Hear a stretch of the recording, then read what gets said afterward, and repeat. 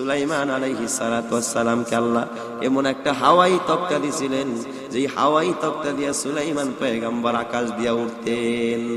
বা সুলাইমা দাদে মুলকে সরওয়ারি, বা সুলাইমা দাদে মুলকে সরওয়ারি, শুধুমতি খাতামশ দেওয়া পরি, শুধুমতি খাতামশ দেওয়া পরি। সুলাইমান নবী হাওয়াই তক্তা দিয়ে একদিন আকাশ দিয়ে উড়া যায়, মন্ত্রীরা বসা বিশাল বড় তক্তা। ওয়ালি সুলাইমান আর রিহা গুদুহা শাহরু ওয়া রাওয়াহুহা শাহর। আল্লাহ পাকের কোরআন বলে সুলাইমানের হাওয়াই তক্তার গতিটা এত বেশি ছিল, এক সকালে 1 মাসের রাস্তা, এক বিকালে 1 মাসের রাস্তা অতিক্রম করত। সুবহানাল্লাহ। এই সুলাইমান পয়গম্বর হাওয়াই তক্তা দিয়ে উপর দিয়ে উড়া যায়। আল্লাহর এক গোলাম, এক কৃষক মানুষ মাঠে কাজ করতেছে, হাওয়াই তক্তা, ইঞ্জিন নাই, কোনো চালক নাই, এমনি এমনি চলে, কিন্তু আপনি আমি দেখতেছি কোনো চালক নাই। কিন্তু এই হাওয়াই তক্তারও চালক একজন আছেন, যিনি তিনি কে? আল্লাহ। ওই ব্যক্তি দেখাই কয় সুবহানাল্লাহ। এই আওয়াজটা সুলাইমান নবীর কানে বাতাস পৌঁছায়া দিস, কারণ সুলাইমান নবীর গোলামি বাতাসেও করতো, জিনরাও করতো, দেও দানবরাও করতো। এই যে রাখাল জমিনে বৈশা সুবহানাল্লাহ বলছে, আওয়াজটা নবী সুলাইমানের কানে চলে গেছে। সুলাইমান নবী অর্ডার করছে হাওয়াই তক্তা নিচে নাম, নিচে ল্যান্ড কর। বিমান যেমন নিচে ল্যান্ড করে, নিচে ল্যান্ড করছে। হাওয়াই তক্তা ল্যান্ড কইরা ওই কৃষককে ডাকতেছে। কৃষক ভয়ে থরথর করে কাঁপে। সারা পৃথিবী ব্যাপী রাজত্ব করেছেন যে সুলাইমান, এই সুলাইমান আমার সামনে না জানি আমার জেলখানায় বন্দী করবে। সুলাইমান জিজ্ঞেস করে, তুমি কি বলছো আমার হাওয়াই তক্তা দেখা?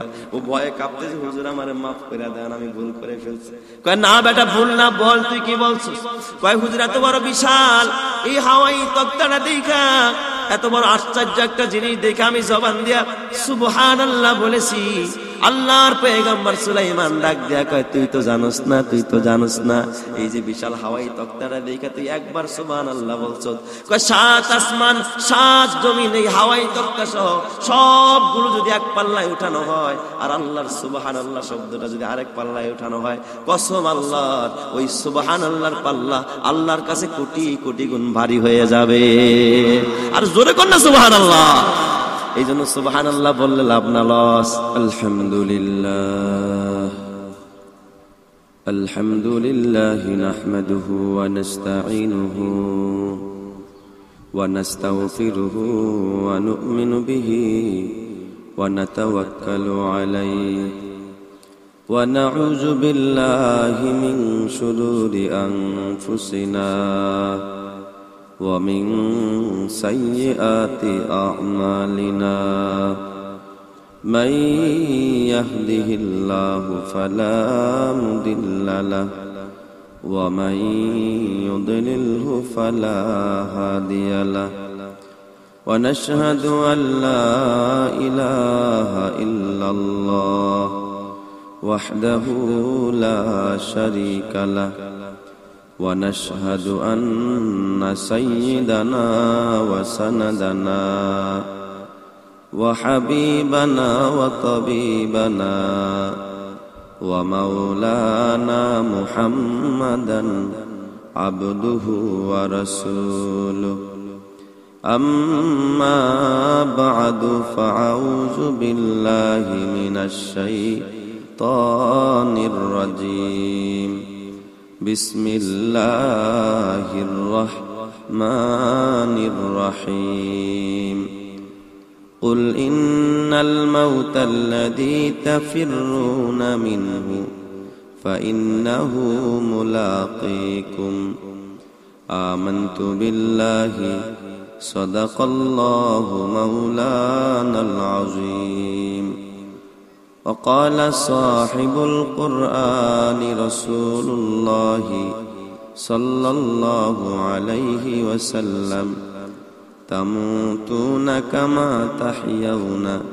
وتحشرون كما تموتون وصدق رسوله النبي الكريم ونحن على ذلك لمن الشاهدين والشاكرين والحمد لله رب العالمين موت کو سمجھا ہے غافل اختتام زندگی، در حقیقت موت ہے صبح دوام زندگی، جگہ جی لگانے کہ دنیا نہیں ہے، یہ عبرت کی جا ہے تماشا نہیں ہے، ارے عاقل نہ ہو غافل تجھے یہ دنیا سے جانا رے، یہ چہرہ ایک دن تجھے خدا کو دیکھانا رے، یہ چہرہ ایک دن تجھے خدا کو دیکھانا رے۔ محبت সাথে নবীজির শানে দুরূদ। ربنا لا تزغ قلوبنا بعد إذ هديتنا وهب لنا من لدنك رحمة إنك أنت الوهاب۔ আলহামদুলিল্লাহ, মহান আল্লাহ জাল্লা শানহুর দরবারে অসংখ্য অগণিত শুকরিয়া যে আল্লাহ সুবহানাহু ওয়া তাআলা আমাদের সকলকে পবিত্র জুমার দিনে আল্লাহর ঘর মসজিদে দুনিয়াবি সমস্ত ঝামেলা, সমস্ত কর্মব্যস্ততাকে উপেক্ষা করে মহান মালিকের ডাকে সাড়া দিয়ে আল্লাহর ঘর মসজিদে যে মালিক আমাদেরকে একত্রিত করে দিলেন, তার দরবারে জবান ছেড়ে ভক্তি ভরে সমস্বরে কালিমাতুশ শুকর আদায় করে বলি আলহামদুলিল্লাহ। দুনিয়ায় সর্বক্ষেত্রেই কিছু নিয়ম নীতি মানতে হয়, কিছু ক্যাটালগের ফলো করতে হয়, কিছু আদর্শকে নিজের জীবনে বাস্তবায়িত করতে হয়। যে যেই দল করে সে তার ওই দলের বিগ বস, যিনি তার আদর্শ বাস্তবায়ন করতে চায়।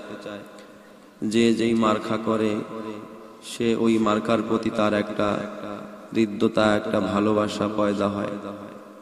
আর এটাই দুনিয়ার রেসালা, এটাই দুনিয়ার নিয়ম। আমি যাকে ভালোবাসি, আমার নকল ও হরকত, আমার চলাফেরায় তারই চিত্র, তারই বেশভূষা, এটা আমার ভিতরে প্রতিফলিত হওয়াই হলো ভালোবাসার বহিঃপ্রকাশ। আর মুখে বললাম ভালোবাসি, কিন্তু তার চালচলন, তার বেশভূষা, তার রীতিনীতি যদি আমি ফলো না করি, পালন না করি, এটা আসলে ভালোবাসা নয়, ভালোবাসার নামে এক ধরনের ছলনা। ঠিক কিনা বলেন? তো মুসলমানের কিছু রীতিনীতি আছে, মুসলমানের কিছু চলার পথে চলার কিছু নিয়ম আছে। এই নিয়মগুলো আল্লাহ পাক কোরআনুল কারীমের একটি আয়াত দ্বারাই স্পষ্ট ভাষায় আল্লাহ বলে দিয়েছেন যে তোমরা যদি আমাকে ভালোবাসতে চাও, আমাকে পেতে চাও, তাহলে একটা ক্যাটালগকে ফলো করতে হবে। একজন মানুষের জীবন আদর্শকে তোমাদের জীবন আদর্শ বানাইতে হবে। একজন মানুষের সুন্নতকে তোমাদের জীবনের পাথেয় হিসাবে গ্রহণ করতে হবে। যদি ওই মানুষটার জীবন আদর্শ তোমার জীবনে এসে যায়, ওই মানুষটার চালচলন, বেশভূষা, ওই মানুষটার কাজগুলো, ওই মানুষটার রীতিনীতিগুলো যদি তোমাদের মধ্যে এসে যায়, ওই মানুষটা যেমন পৃথিবীর মধ্যে সবচেয়ে শ্রেষ্ঠ হয়ে গেছে, তোমরাও সবচেয়ে শ্রেষ্ঠ আর দামি হয়ে খোদার জান্নাতি হয়ে যাবে। সুবহানাল্লাহ। এই জন্য জান্নাতের রাস্তাই হলো নবীজির সুন্নতের রাস্তা। জান্নাতের রাস্তা নবীজির সুন্নতের রাস্তা। একজন কবি আরিফ বিল্লাহ বলতেছেন, নকশে কদম নবী কে হে জান্নাত কি রাস্তে, নকশে কদম নবী কে হে জান্নাত কি রাস্তে, আল্লাহ সে মিলাতে হে সুন্নত কি রাস্তে, আল্লাহ সে মিলাতে হে সুন্নত কি রাস্তে। নবীজির নকশে কদম হলো জান্নাতের রাস্তা। নবী যেই পথে হাঁটছে এটাই কিসের রাস্তা? জান্নাতের রাস্তা। আর আল্লাহর সাথে যদি কেউ মিলতে চায়, আল্লাহর সাথে যদি কেউ দেখা করতে চায়, আল্লাহর দিদার যদি কেউ হাসিল করতে চায়, তাকে সুন্নতের রাস্তা ছাড়া বিকল্প কোনো রাস্তায় হাঁটার কি নাই? সুযোগ নাই। সুন্নতের রাস্তায় চলতে হবে। জান্নাতের রাস্তায় চলার ইউনিফর্ম হলো সুন্নতি লেবাস। বাস তোমার জীবনে সুন্নত আছে, তোমার শারীরিক পুরা বডির ভিতরে আপাদমস্তকে সুন্নতি লেবাস, তোমার কথাবার্তা, চাল চলন, বেশভূষা যখন সুন্নত অনুযায়ী হয়ে যাবে, তার মানে তুমি জান্নাতের রাস্তায় চলতেছো, আল্লাহর সাথে দিদার করার, মোলাকাত করার রাস্তায় হাঁটতেছো। সুবহানাল্লাহ। কিছু কিছু শিক্ষা প্রতিষ্ঠানে তাদের বিশেষ পোশাক থাকে, এই পোশাক পরলেই বোঝা যায় এরা এই প্রতিষ্ঠানের ছাত্র ছাত্রী, এখানের শিক্ষার্থী। কিছু কিছু আপনার বিভিন্ন ধরনের প্রতিষ্ঠান আছে, সেখানে তাদের বিশেষ ইউনিফর্ম থাকে। যেমন আমাদের সেনাবাহিনীদের ইউনিফর্ম আলাদা, আমাদের পুলিশ বাহিনীদের ইউনিফর্ম আলাদা, আমাদের যারা র্যাব বাহিনীতে আছে তাদের ইউনিফর্ম আলাদা, আবার যারা বিভিন্ন রকমের ডিবিতে আছে তাদের ইউনিফর্ম আলাদা। তো এই সংকেত, এই যে লেবাস, এই যে ইউনিফর্ম, এটা প্রমাণ করে যে সে কি এই ডিফেন্সের লোক, এই তবকার লোক, সে অমুক সোসাইটির মানুষ, সে অমুক দলের মানুষ। তো আল্লাহওয়ালা যারা, দিনদার যারা, নবীর আশিক যারা, আল্লাহর খাঁটি গোলাম যারা, তাদেরও ইউনিফর্ম আছে না নাই? যেরকম আছে না নাই? আল্লাহ পাক আদি পিতা হযরত আদম আলাইহিস সালামকে তৈরি করেছেন। আদম কি দাড়িওয়ালা ছিলেন না দাড়ি ছাড়া ছিলেন? হ্যাঁ, দাড়িওয়ালা। তো মানবের প্রথমেই ইউনিফর্মের মধ্যে, তার লেবাসের মধ্যে, তার দেহের ভিতরে এটা দাড়ি, এটা কি ছিল? দাড়ি ছিল। আমরা সবাই আদম সন্তান। আমার পিতার দাড়ি ছিল, আমার পিতার টুপি ছিল, আমার পিতা আদমের সুন্নতি লেবাস ছিল। আদম সে আল্লাহর হুকুম মানতেন, কখনো হুকুমকে অমান্য করতেন না। তো এই জমিনেও যারা সেই পিতার আদর্শকে বাস্তবায়িত করে, আমার পিতা ইব্রাহিম খলিলুল্লাহর সুন্নতি লেবাস ছিল, আল্লাহর হুকুম মানতেন, আল্লাহর দেওয়া বিধান মতো জীবন চালাতেন। তো ওই পিতার আদর্শে যারা আদর্শবান হবে, ওই পিতার আদর্শকে যারা ফলো করবে, ওই পিতার ইউনিফর্মকে যারা অনুসরণ করবে, আমার নবীর সুন্নতি লেবাস আছে, আমার নবীর জীবন চলার ক্ষেত্রে যে সুন্নতগুলোকে পদে পদে আল্লাহর রাসূল করে গেছেন এবং বলে গেছেন এবং করতে বলেছেন, এগুলোকে যারা ফলো করবে, এগুলোকে যারা মানবে, এগুলোকে যারা অনুসরণ করবে, ওরা মরতে দেরি হবে, খোদার জান্নাতে যাইতে দেরি হবে না। সুবহানাল্লাহ। এজন্য প্রতিটা ক্ষেত্রে আমাদের পারিবারিক জীবন থেকে নিয়ে ব্যক্তিগত জীবন, সামাজিক জীবন, অর্থনৈতিক জীবন, রাষ্ট্রীয় জীবন, সকল জিন্দেগিতে রাসূলের সুন্নাতকে বাস্তবায়ন করা। এই যে আমি পথ চলতেছি, রাস্তা দিয়ে হাইটা আসতেছি, এখানেও নবীজির সুন্নাত আছে না নাই? বলেন তো, পথের কোন পাশ দিয়া চলা? ডান পাশ। এটা রাসূলের সুন্নাত। যদিও আমাদের দেশের আইন কোন পাশ? বাম পাশ। আমাদের আইন তো বামপন্থীদের আইন। আমাদের আইন কাদের আইন? বামপন্থীদের আইন। এই জন্য নবীর সুন্নতের আইন কি বলেন তো? কোন পাশে চলা? রাস্তার ডাইন পাশে চলা। কেউ যদি নবীজির আইনকে ফলো করে, নবীজির জীবন আদর্শকে ফলো করে রাস্তার ডাইন পাশ দিয়ে হাঁটে, একটা কদম উঠায়া আরেকটা কদম ফালাইতে দেরি হবে, আল্লাহ পাক তার আমল নামায় 10টা নেকি লিখতে দেরি করবে না। সুবহানাল্লাহ। হাঁটতেছেন, হাঁটার ভিতরে কি নেকি, যদি সেটা রাসূলের তরিকা মতো হয়, আর নিয়ত যদি আপনার কি হয়? খালেস হয়। আবার ডান পাশ দিয়ে হাঁটতেছেন, কিন্তু হাইটা হাইটা কই যাইতেছেন? চুরি করতে যাইতেছেন। চুরি কি কন? তাইলে কি সওয়াব পাওয়া যাবে? হ্যাঁ, সওয়াব পাওয়া যাবে? এখানে কোনো সওয়াব পাওয়া যাবে না। টেলিভিশন ছাড়তেছেন, কিন্তু আবার বিসমিল্লাহ কইয়া, বিসমিল্লাহ কইয়া কি খায়? টেলিভিশন ছাড়ে, বিসমিল্লাহ কইয়া মদ খায়। আছে না নাই? বিসমিল্লাহ কইয়া মদ খাইলে কি রাসূলের তরিকায় খাইলাম বাস, গুনাহ নাই, খালি সওয়াব আর সওয়াব। কি কোন এখানে সওয়াব পাবেন? বরং এখানে আল্লাহর কোরআনের সাথে, রাসূলের সুন্নাতের সাথে উপহাস করার কারণে যদি কেউ তুচ্ছ তাচ্ছিল্য করে এই কাজটা করে, যে নাফরমানি কইরা বিসমিল্লাহ কই এই খায় আর কি, আল্লাহর সাথে একটু উপহাস করলো, তাহলে এই করার সাথে সাথে তার ঈমান হারা হয়ে বেঈমান হয়ে যাবে। ঠিক কিনা বলেন?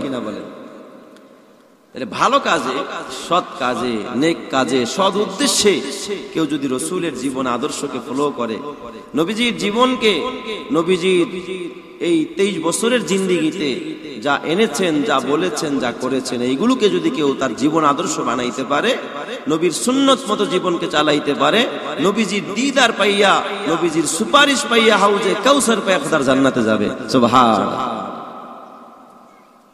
আর যদি সুন্নতকে কেউ কুরবানি দেয়, আহা, আজকে আমরা সোনার যুবকেরা দাড়িগুলোকে যেভাবে কাটতেছি, আবার কিছু মানুষ দেখবেন নবীজির দাড়ি নিয়ে উপহাস করে, এত ডিজাইনের দাড়ি, আস্তাগফিরুল্লাহ, এত ডিজাইনের কাটা কাটে এই দাড়িগুলো, রাখোস নাই এটা আরেক কথা, আবার রাইখাও দেখবেন দাড়ি নিয়ে উপহাস করে, ঠিক কিনা?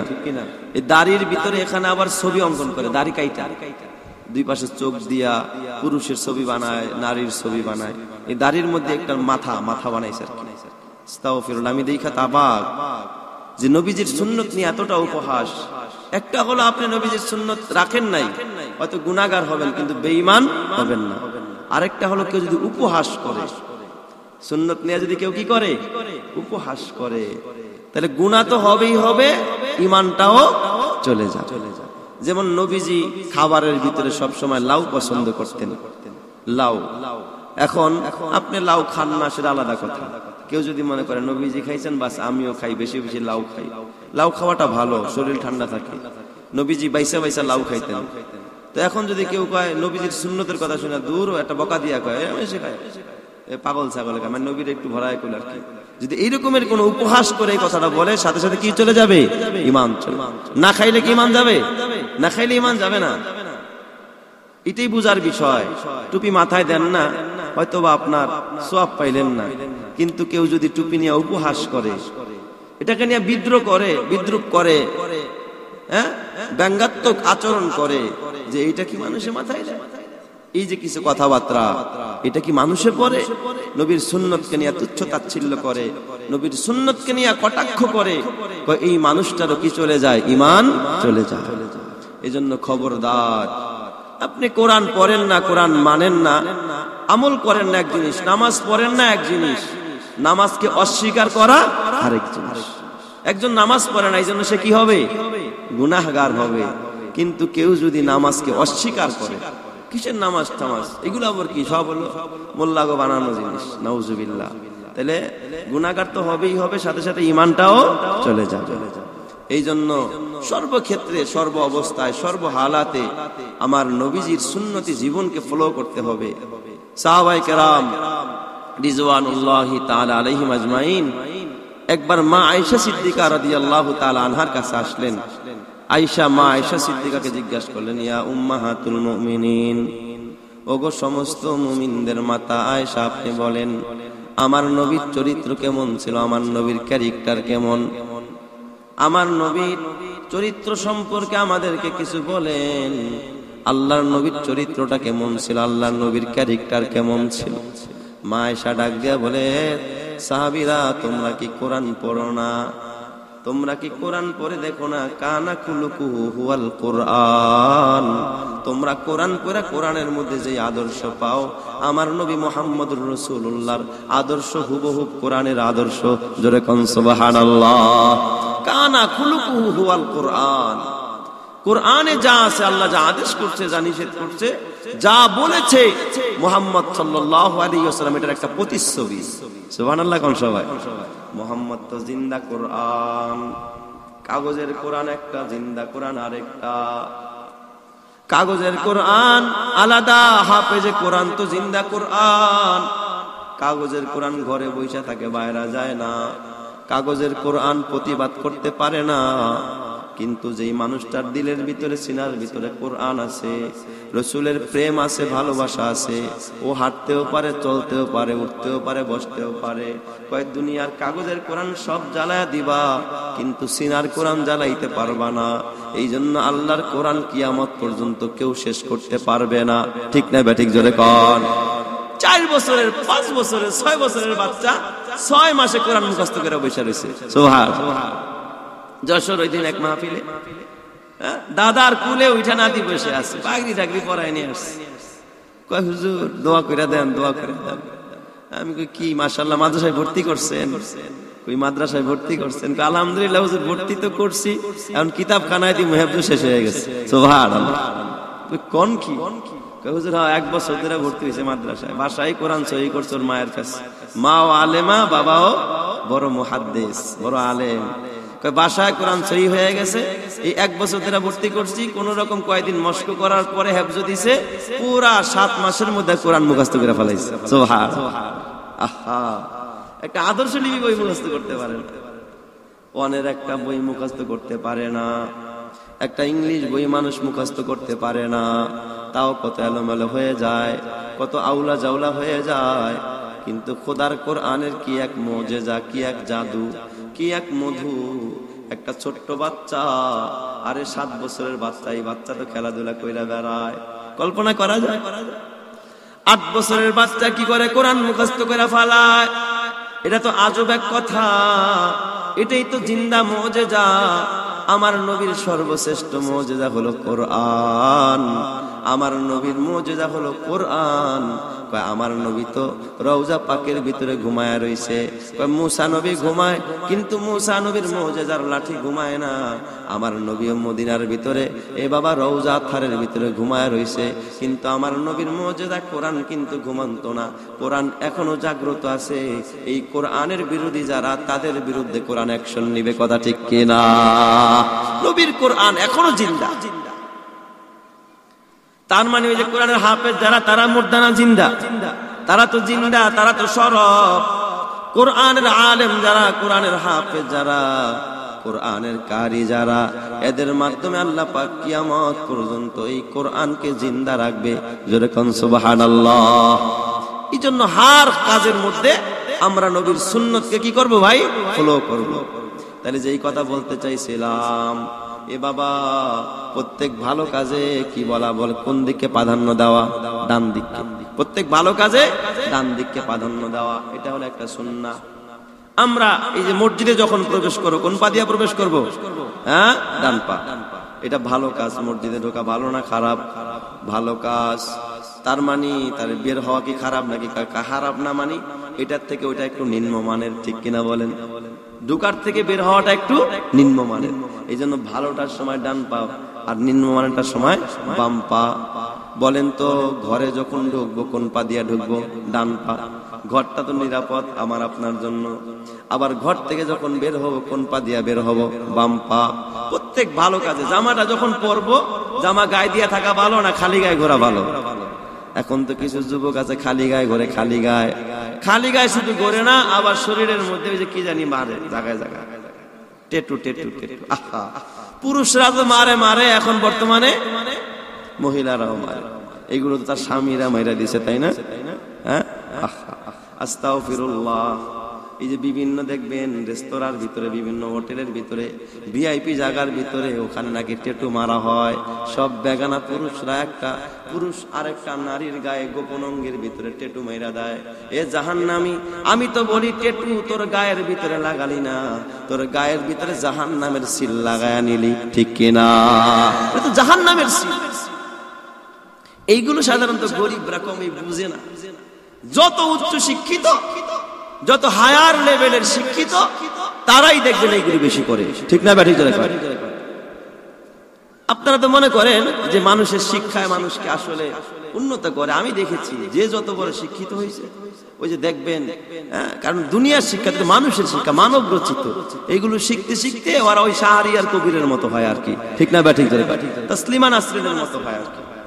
নাস্তিক হয়ে যায়, মুরতাদ বেঈমান হয়ে যায়, কিছুই মনে করে না, আল্লাহকে নাথিং বলে গালি দেয় না। নাউযুবিল্লাহি মিন যালিক। এরা সমস্ত কাজ থেকে পিছপা হয়ে যায়। এরা এই দুনিয়াবি জাগতিক শিক্ষায় শিক্ষিত হওয়ার কারণে, হালাল হারাম তমিজ না করার কারণে আল্লাহ পাক তাদের ভিতরে যে বিবেক নামক একটা জিনিস আছে, এটাও হ্রাস পেয়েছে, লোপ পেয়েছে। যার কারণে ওই দিন শুনলাম যে ছেলেও বড় খুব শিক্ষিত, মেয়েটাও বড় খুব শিক্ষিত, বাংলাদেশের পড়ালেখা শেষ করে বিদেশ থেকে উচ্চ ডিগ্রিধারী, তার মা বাবা ঘরে জায়গা হয় নাই, অফিসে জায়গা হয় নাই, বিবির কাছে জায়গা হয় নাই, নিজের কাছে জায়গা হয় নাই, মা বাবাকে বৃদ্ধাশ্রমে দিয়ে আসছে, ঠিক না? বা ঠিক জোরে কর। কয়জন হুজুরের মা বাবা বৃদ্ধাশ্রমে গেছে? ইমাম সাহেবের মা বাবা জীবনে বৃদ্ধাশ্রমে যাইতে হয় নাকি? মুফতি সাহেবের মা বাবা জীবনে বৃদ্ধাশ্রমে যেতে হয় না, অথচ যত বড় শিক্ষিত বৃদ্ধাশ্রমে গিয়া খবর নিয়ে দেখেন, মা আপনি কেন বৃদ্ধাশ্রমে পড়ে আছেন? মা কেঁদে বলবে, আমার বউ মা তো সে একজন ম্যাজিস্ট্রেট, আমার ছেলে একজন জজ সাহেব, তারা ব্যস্ত মানুষ, বাসায় আসতে পারে না, এখন আমার দেখার কেউ নাই, এই জন্য তারা বাধ্য হয়ে আমাকে বৃদ্ধাশ্রমে দিয়েছে। তার মানে তোমার ছেলের শিক্ষায় তোমার ছেলেকে আদর্শ শিখায় নাই, মানবতা শিখায় নাই, যার কারণে সবচাইতে আপন যেই মানুষটা, কলিজার মানুষটা, মাকে আর বাবাকে বৃদ্ধাশ্রমে দিতে বাধ্য হয়েছে। ঠিক কিনা? বাধ্য হয়েছে তারা বৃদ্ধাশ্রমে। এই জন্য বাবা নবীর সুন্নতি জিন্দেগি এ বাবা বাস্তবায়ন করো। প্রত্যেক ভালো কাজে ডান দিককে প্রাধান্য দাও, প্রত্যেক নিম্নমানের কাজে বাম দিককে প্রাধান্য দাও। বাথরুমটা, এই বাথরুমের বাহিরের থেকে বাথরুমটা কি উন্নত মানের না নিম্নমানের? এই জন্য বাথরুমে ঢোকার সময় কোন পা, আরো জোরে কোন, বাম পা। বাথরুমে ঢোকার সময় মাথা খুইলা না ঢাইকা? হ্যাঁ, মাথাটা খুইলা। একদিন দেখলাম এক যুবক ভাই টুপিটা খুইলা পকেটে দিয়ে এরপর বাথরুমে ঢুকতেছে। কিরে টুপি খুললা কে? বাথরুমে কি টুপি নিয়ে ঢোকা যায়নি? আরে মাথা ডাইকা রাখা এটা হলো সুন্নত। মাথা ডাইকা রাখা কি সুন্নত। বাথরুমে ঢুকাও মাথা খোলা থাকবে না ঢাকা থাকবে? টুপি না থাকলে অন্তত একটা কাপড় দিয়ে মাথা ডাইকা রাখা, মাথা ডাইকা রাখতে হবে। এটাই হলো নবীর সুন্নত তরিকা। ঢিলা কুলুপ ব্যবহার করা, পানি খরচ করা, এ বাথরুমের মধ্যে ঢুইকা দোয়া পড়া আছে না নাই? আল্লাহুম্মা ইন্নী আউযু বিকা মিনাল খুবুসি ওয়াল খাবাইস, এই দোয়া পড়া বাথরুমে ঢোকা। আবার বাথরুমটা সাইরা, কত সুন্দর নিয়ামত। যখন তোমার বাথরুম শেষ হয়ে গেল, মানে যন্ত্রণা শেষ হয়ে গেল, বাহির হয়ে আল্লাহর শুকরিয়া আদায় করো, আলহামদুলিল্লাহ ইল্লাজি, বলেন দোয়া পড়েন, গুফরানাকাল হামদুলিল্লাহ। এ বাবা বাথরুম থেকে বের হয়ে আল্লাহর শুকরিয়া আদায় করো, আল্লাহর কাছে বলো, আল্লাহ তুমি যদি আমার বাথরুমটা ক্লিয়ার না করতা, দেখবেন কত মানুষ বাথরুম হয় না, প্রস্রাব হয় না, পায়খানা হয় না, হসপিটালে নিয়ে লক্ষ লক্ষ টাকা খরচ করতে হয়।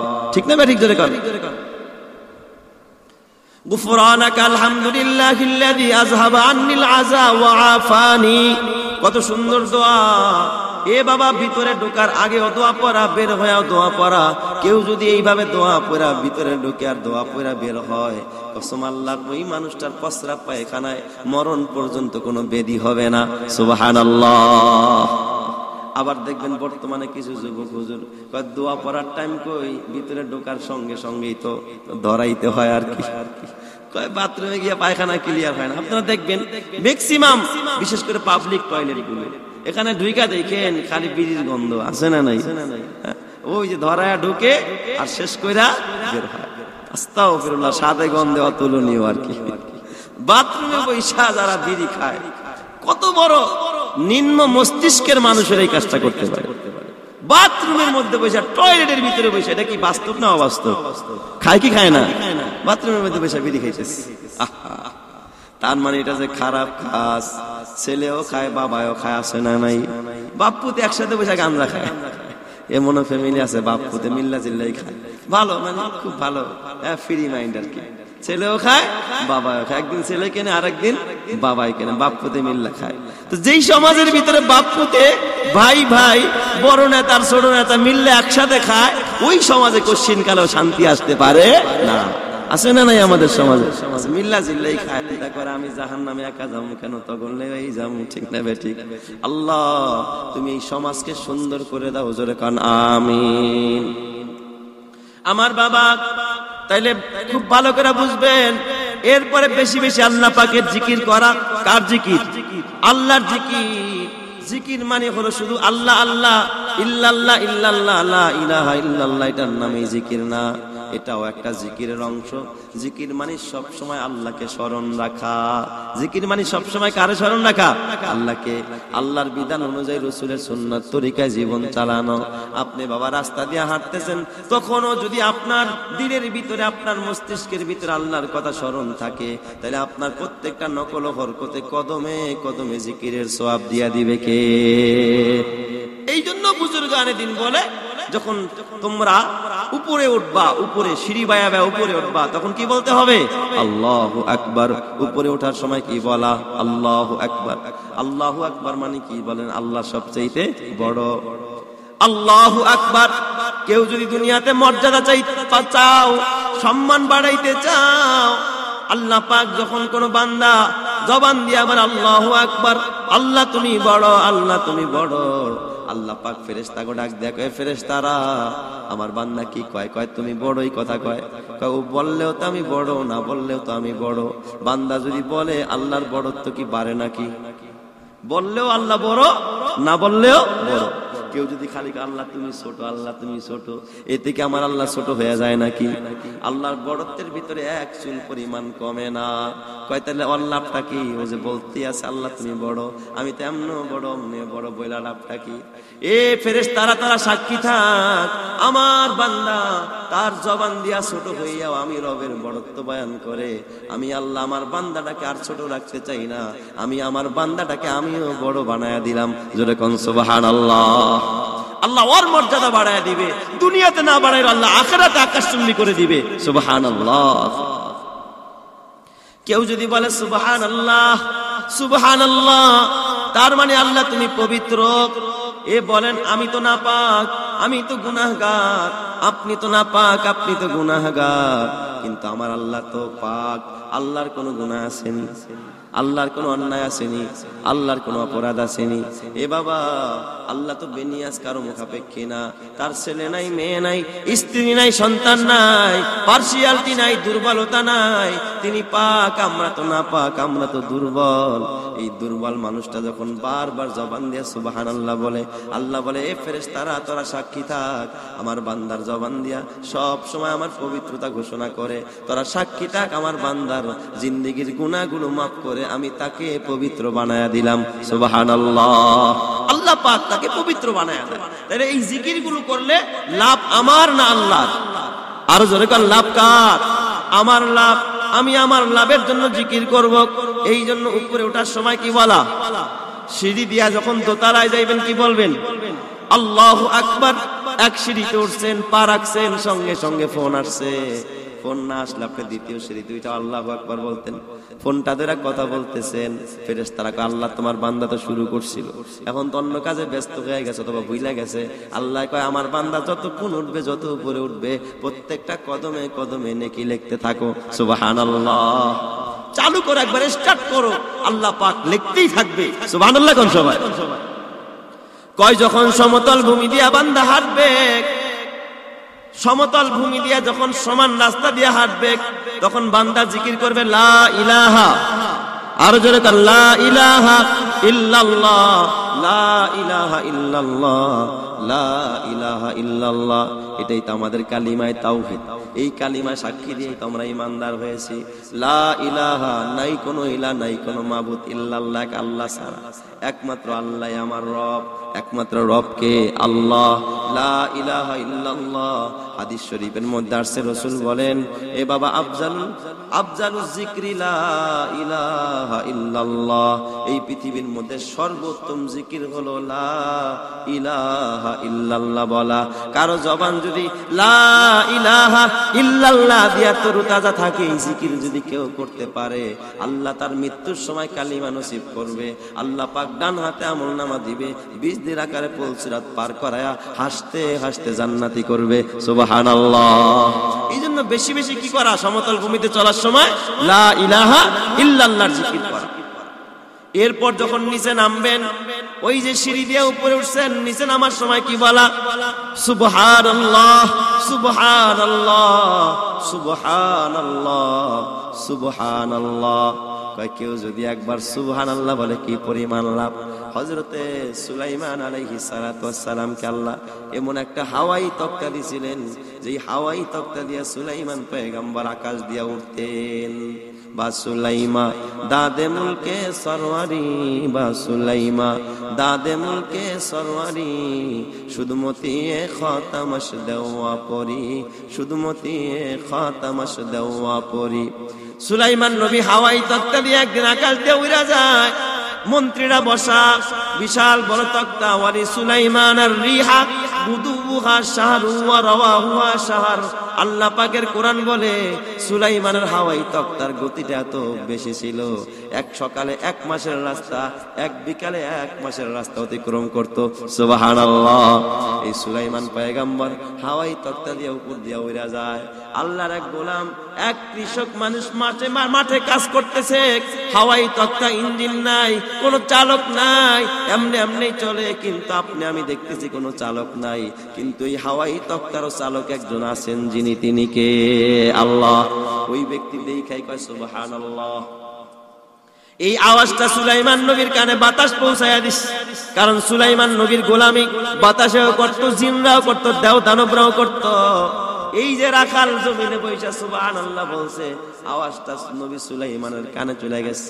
সুলাইমান নবী অর্ডার করছে, হাওয়াই তক্তা নিচে নাম, নিচে ল্যান্ড কর। বিমান যেমন নিচে ল্যান্ড করে, নিচে ল্যান্ড করছে। হাওয়াই তক্তা ল্যান্ড কইরা ওই কৃষককে ডাকতেছে। কৃষক ভয়ে থরথর করে কাঁপে। সারা পৃথিবী ব্যাপী রাজত্ব করেছেন যে সুলাইমান, এই সুলাইমান আমার সামনে না জানি আমার জেলখানায় বন্দী করবে। সুলাইমান জিজ্ঞাসা করে, তুমি কি বলছো আমার হাওয়াই তক্তা দেখা? ও ভয়ে কাঁপতেছে, হুজুর আমারে মাফ করে দেন, আমি ভুল করে ফেলছি। কয় না বেটা, ভুল না, বল তুই কি বলছিস? কয় হুজুর এত বড় বিশাল এই হাওয়াই তক্তাটা দেখা, এত বড় আশ্চর্য একটা জিনিস দেখে আমি জবান দিয়া সুবহানাল্লাহ বলেছি। আল্লাহর পয়গম্বর সুলাইমান ডাক দিয়া কয়, তুই তো জানোস না, তুই তো জানোস না, এই যে বিশাল হাওয়াই তক্তাটা দেখে তুই একবার সুবহানাল্লাহ বলছ। কয় 7 আসমান 7 জমিন এই হাওয়াই তক্তা সহ সবগুলো যদি এক পাল্লায় উঠানো হয়, আর আল্লাহর সুবহানাল্লাহ শব্দটা যদি আরেক পাল্লায় উঠানো হয়, কসম আল্লাহর, ওই সুবহানাল্লাহর পাল্লা আল্লাহর কাছে কোটি কোটি গুণ ভারী হয়ে যাবে। আর জোরে কর না সুবহানাল্লাহ। এই জন্য সুবহানাল্লাহ বললে লাভ না লস, আরো জোরে কোন লাভ না লস। এই জন্য বেশি বেশি সুবহানাল্লাহ বলা, নিচে নামার সময় সুবহানাল্লাহ বলা। এ বাবা, এরপরে নবীজির উপরে বেশি বেশি দুরুদের আমল করা।